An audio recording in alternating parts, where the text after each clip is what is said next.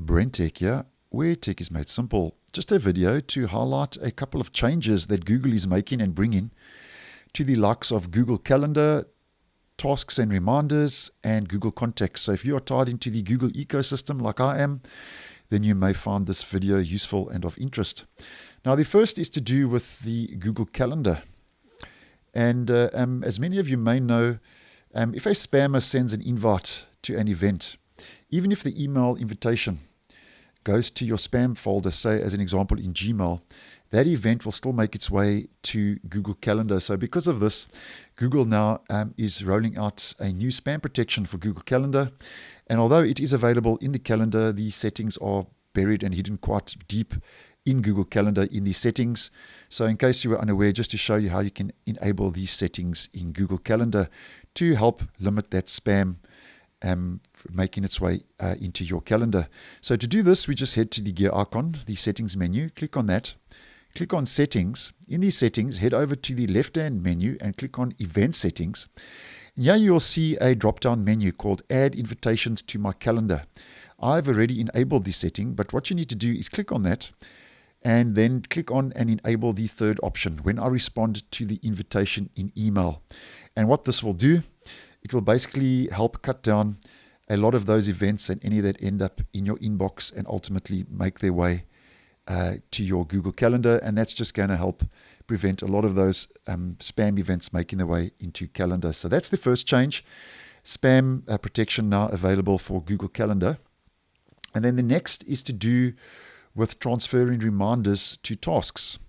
Now, in a recent blog post, Google say they will soon start transferring reminders from the calendar and the Assistant app, so that would be on your mobile phone, to the Google Tasks app and to Google Tasks.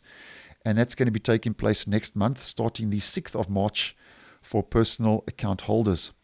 Now, basically the reason for doing this and the benefit, according to that announcement by Google, is that it will enable you to create Google Tasks a lot simpler with the Assistant app. So once again on your mobile phone, and any tasks you create in Calendar will show up in your Tasks app, be that online or on your phone.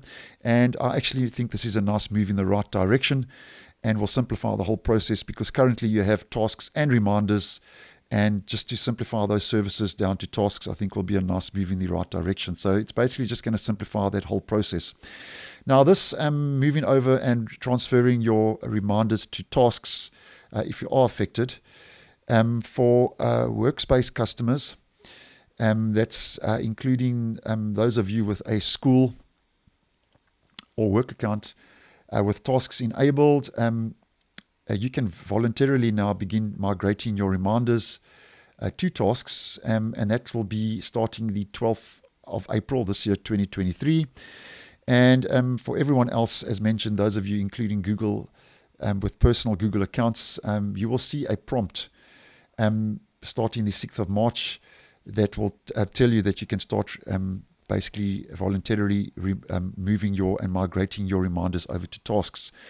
Then if you haven't voluntarily moved your reminders over to tasks, then starting the 22nd of May this year, 2023, Google will then begin automatically migrating all of their workspace users and customers over basically from reminders, moving those reminders over to tasks. But one thing you just need to take note of here, that at this stage, and I don't know if this will change, but at this stage, reminders that you created in Google Keep will not be migrated at this stage, but I don't know if that will change in the future. But if anything does change regarding that, I will let you know and post accordingly. And then the third and final change is actually to do with Google Contacts.